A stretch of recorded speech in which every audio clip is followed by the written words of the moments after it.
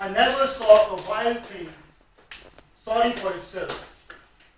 A small bird will drop frozen dead from above without ever having felt sorry for itself. Do animals know about death? I know they're afraid of getting hit, move instinctively. But by observation, they don't seem to be bothered about death. Even if they know about it, maybe that's why they're not superstitious.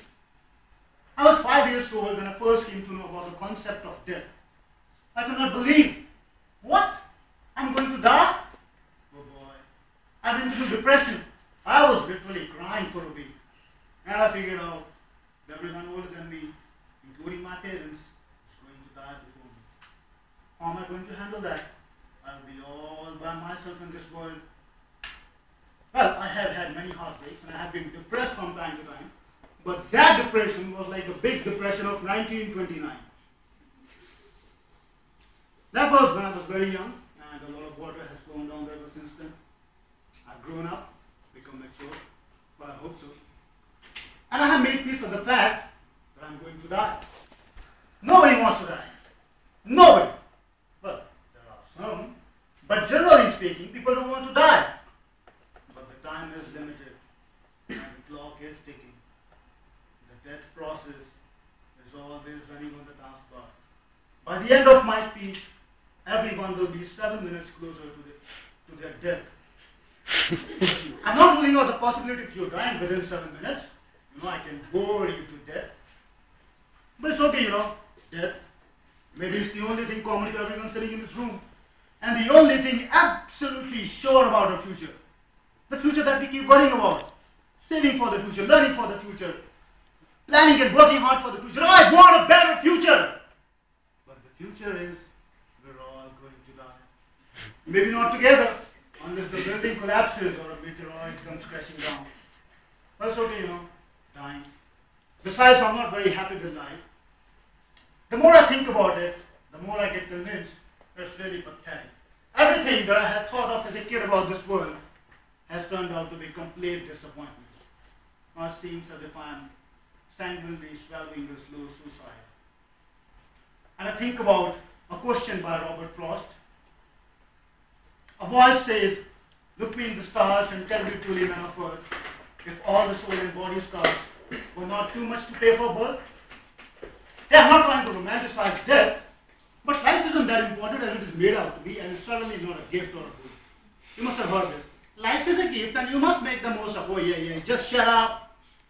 I think most of the problems start when people start taking life too seriously. And it's just human beings who I have observed to be doing this. They're so self-important. More important than the earth itself. Human beings being human. Take suicide, for example.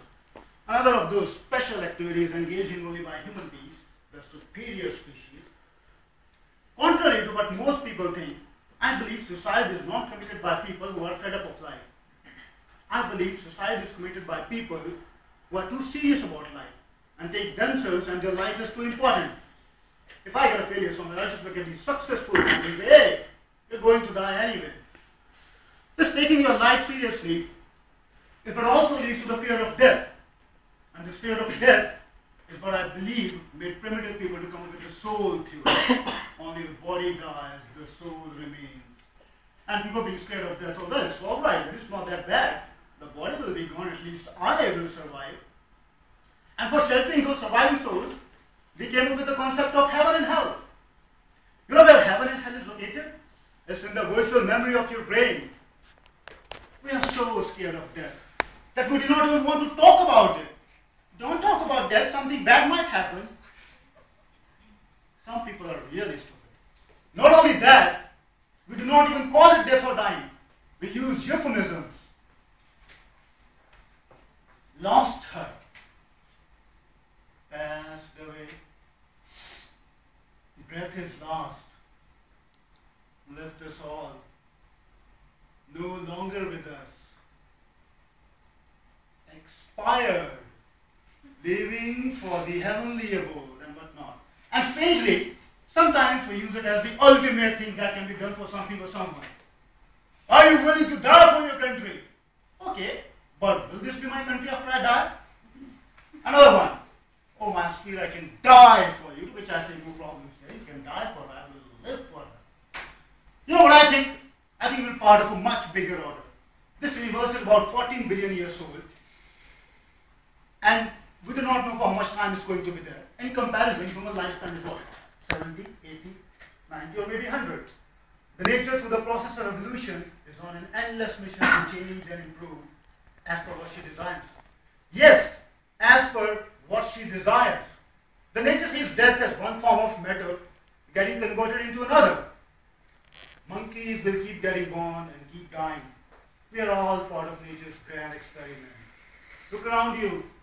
All the monkeys doing things that the nature wants them to. So I say, no one is special. We're all the same, just differing in circumstances in which we live, or in which we were born. Nature's micro experiments on every individual. Nature thinking, so what if I keep these circumstances? What kind of monkey will I get? So just relax and stop thinking about death.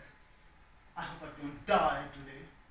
No one's life is important and should never be taken seriously. Do what you want to do.